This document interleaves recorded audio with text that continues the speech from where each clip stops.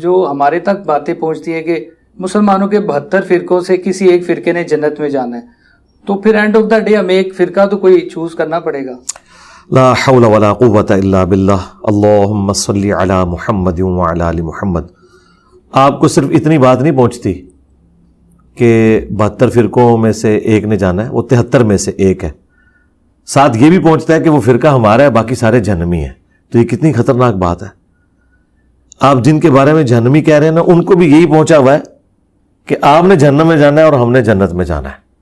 تو یہ بالکل حدیث کی غلط انٹرپریٹیشن کی ہے. بالکل ایسی کوئی حدیث نہیں تھی. حدیث میں صرف ایک خبر تھی کہ بنی اسرائیل میں 72 فرقے ہوئے تھے، وہ سب کے سب جہنمی تھے.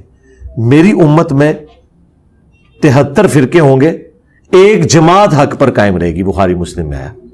کیونکہ نبی علیہ السلام اس جماعت کا حصہ تھے، آپ کے اہل بیت اس جماعت کا حصہ تھے، آپ کے صحابہ اکرام علیہم رضوان اس جماعت کا حصہ تھے. تو رسول اللہ کسی فرقے میں تو نہیں تھے، وہ تو مسلم تھے، وہ تو ابراہیمی تھے. فرق عربی میں کہتے ہیں ٹوٹ کے الگ ہونے کو. اصل درخت تھا اسلام کا نبی صلی اللہ علیہ وآلہ وسلم، ان کے اہل بیت علیہم السلام، ان کے صحابہ کرام علیہم رضوان. وقت کے ساتھ ساتھ ان سے پتے ٹوٹ کے فرقوں کی شکل میں الگ ہوئے اور آج امت میں اتنے فرقے بن گئے. لہٰذا یہ فرقے تو سارے ہی جہنمی ہیں، اور اصل چیز جو جنت میں جانے والی ہے وہ ہے جو فرقوں کے بغیر ہے. اپنے آپ کو اللہ کے نبی علیہ السلام، ان کے اہل بیت، صحابہ اور اللہ تعالیٰ کی ذات کے ساتھ جو لوگ جوڑتے ہیں نا، وہ فرقہ نہیں. ان کے لیے بخاری مسلم میں آیا کہ میری امت کا ایک گروہ، ایک جماعت قیامت تک حق پہ قائم رہے گی. کوئی نقصان پہنچانے والا انہیں نقصان نہیں پہنچا سکے گا. وہ غالب رہیں گے یہاں تک کہ قیامت کی صبح آ جائے. اب یہ جو حدیث میں خبر تھی یہ تو ہمیں ڈرانے کے لیے تھی. جس طرح کہ مسلم شریف میں حدیث ہے کہ قرب قیامت میں عورتیں ایسا لباس پہنیں گی گویا کہ ننگی ہوں، یا وہ باریک لباس ہوگا یا وہ لباس چست ہوگا. اس کا مطلب ہم یہ نکال لیں گے کہ اللہ کے نبی نے فرمایا تھا کہ قرب قیامت میں عورتیں چست لباس پہنیں گی تو ہم اپنی عورتوں کو اس طرح کا لباس پہنائیں؟ نہیں، بلکہ ہم مطلب یہ نکالیں گے کہ ہم نے بچنا ہے. لہٰذا یہ فرقوں والی حدیث اس لیے نہیں تھی کہ فرقے بناؤ، اس لیے تھا کہ نہیں بنانے. کیونکہ قرآن میں واضح حکم ہے وَاعْتَصِمُوا بِحَبْلِ اللَّهِ جَمِيعًا وَلَا تَفَرَّقُوا. تم سب کے سب مل کر اللہ کی رسی کو مضبوطی سے تھام لو اور فرقہ واریت میں مت بٹاؤ. یہ اس لیے تھا کہ آپ نے فرقے نہیں بنانے، اس لیے نہیں کہ آپ فرقے بنانا شروع کر دیں. تو یہ بالکل پبلک کے اندر ایک جھوٹ انہوں نے مشہور کر دیا کہ جی فرقہ ہونا چاہیے، فرقہ ہونا چاہیے. فرقہ نہیں ہونا چاہیے. فرقہ ہے تو آپ مارے گئے.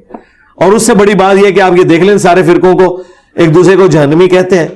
نیو ٹی وی کے اوپر بھی میرا پروگرام، کوئی ایک فرقہ بھی اس کے لیے راضی نہیں ہوا کہ وہ کہہ دے کہ باقی فرقوں کے پیچھے نماز ہو جاتی ہے. اور پروگرام کر رہے تھے اتحاد امت پہ. اتحاد امت کہاں، یہ فساد امت انہوں نے مچایا ہوا ہے. تو پھر آپ اپنی جماعت کو کوئی تو نام دینا پڑے گا کہ اگر آپ سمجھتے ہیں کہ آپ حق پہ اس ٹائم بات کر رہے ہیں، پھر لوگوں کو کیا کہنا چاہیے کہ کون سی جماعت ہوگی جو گروہ آپ کہہ رہے ہیں کہ وہ جنت میں ایک جائے؟ ہاں جی، ہماری جماعت کو تو اللہ تعالیٰ نے نام دیا ہے، ابراہیم علیہ السلام نے نام دیا ہوا ہے هُوَ سَمَّاكُمُ الْمُسْلِمِينَ مِنْ قَبْلُ وَفِي هَذَا مِلَّةَ أَبِيكُمْ إِبْرَاهِيمَ هُوَ سَمَّاكُمُ الْمُسْلِمِينَ مِنْ قَبْلُ وَفِي هَذَا. پیروی کرو ابراہیم کی ملت کی جس نے قرآن کے نزول سے پہلے تمہارا نام مسلم رکھا تھا اور اللہ نے اس کتاب میں تمہارا نام مسلم رکھ دیا. تو حضرت ابراہیم علیہ السلام مسلم تھے، اور نبی صلی اللہ علیہ وآلہ وسلم کو یہود و نصارہ کی سازشوں کے خلاف اللہ تعالیٰ نے ایجوکیٹ کیا. کیونکہ یہودی کہتے تھے ہم ابراہیمی ہیں، نصارہ کہتے تھے ہم ابراہیمی ہیں. اللہ تعالیٰ نے فرمایا ما کان ابراہیم یہودی ولا نصرانی. ابراہیم نہ تو یہودی تھے نہ نصرانی تھے، ولکن کان حنیفا مسلما، بلکہ وہ تو سب سے ٹوٹ کر ایک اللہ کے ہو گئے تھے، حنیفہ تھے اور مسلم تھے. وما کان من المشرکین، اور وہ مشرک نہیں تھے. تو ہمارے نبی علیہ السلام بھی مسلم، ان کے جد امجد ابراہیم بھی مسلم، اور ہم بھی مسلم.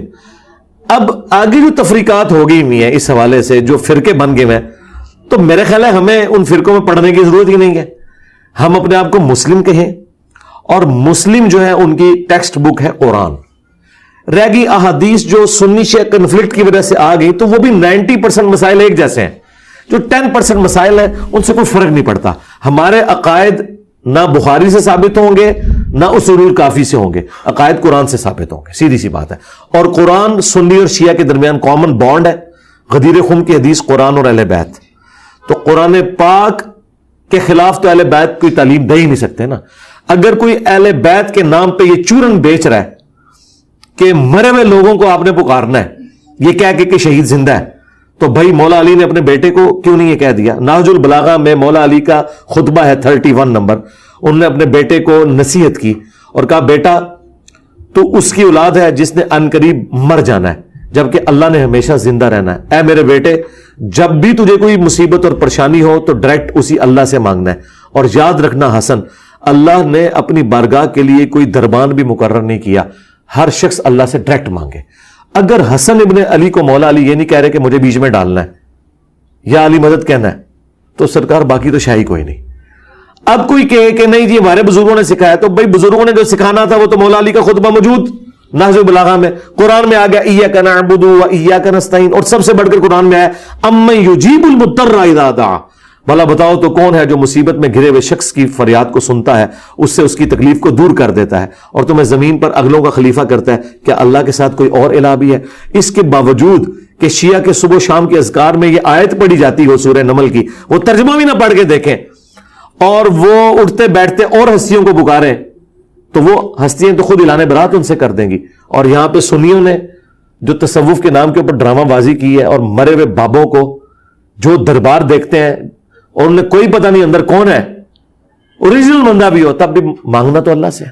تو عقیدے قرآن سے لیے جائیں گے, باقی جو مسائل ہیں ان میں آپ اختلاف رائے رکھ سکتے ہیں, وہ کوئی مسئلہ نہیں ہے.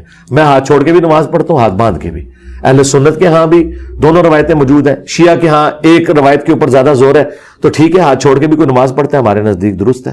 شیعہ بھی رفع الیدین کر کے نماز پڑھتے ہیں, اہل سنت کی کتابیں بھی یہی کہتی ہیں. اب سنی نہیں کر رہے ان کا اپنا قصور ہے, اہل حدیث تو کر رہے ہیں, اہل سنت کا یہ گروہ ہے نا, تو کتابوں کو فالو کریں, بابوں کو چھوڑ دیں. اس میں جو لوگوں سے یہ سوال ہوتا ہے کہ آپ درباروں پہ جا کے سجدے کرتے ہیں, جبکہ سنی جو علماء ہیں یا جو وہ لوگ ہیں وہ یہ نہیں مانتے کہ ہم ان کو سجدہ کر رہے ہیں. وہ کہتے ہیں جی ہم سجدہ اللہ کو ہی کر رہے ہیں لیکن یہ اللہ کے نیک بندے ہیں اس لیے ہم یہاں پہ آ کے سجدہ جی سیم یہی الفاظ قرآن میں لکھے ہوئے ہیں مشرکین عرب کے بارے میں سورہ الزمر کے اندر. وہ کہتے ہیں ہم ان ہستیوں کی عبادت اس لیے کرتے ہیں کہ یہ ہمیں اللہ کے قریب کر دیں گی. تو اللہ تعالیٰ نے فرمایا کہ اللہ تعالیٰ نے تو ان کی کوئی سند نازل نہیں کی ہے, تم نے خود سے یہ چیز بنا لی ہے. جی بالکل, ان کے بڑے بھی یہی کہتے تھے, ابو جہل اور اس کے ساتھی بھی, کہ ہم لات منات عزا کی عبادت نہیں کرتے ہیں بلکہ یہ اللہ کی طرف سے چھوٹے چھوٹے دیوتا ہیں, پیچھے اللہ ہی ہے. اللہ کہنا منو پیچھے نہ کرو, اگے لے کے آؤ, میں ہی ہاں, میری ہی عبادت کرو. بھئی اسلام کو اگر ایک لائن میں ڈیفائن کریں نا تو اسلام ہے دین توحید. اگر توحید نہیں ہے نہ محبت اہل بیت آپ کے کام آنی ہے, نہ محبت رسول, نہ عشق صحابہ, سب کا سب زیرو سے ملٹیپلائی اللہ تعالیٰ کر دے گا اگر توحید نہیں ہے. کیا حسین ابن علی نے گلا اس لیے کٹایا ہے کہ لوگ ان کی عبادت کریں یا اس لیے کہ لوگ اللہ کی عبادت کریں؟ کیا مولا علی علیہ السلام خطروں کے باوجود گھر سے نکلے فجر کی نماز کے لیے اور ان پر کاری زخم آیا وہ اس لیے کہ لوگ مولا علی کی عبادت کریں یا اس اللہ کی عبادت کریں کہ جس کا بندہ ہے علی؟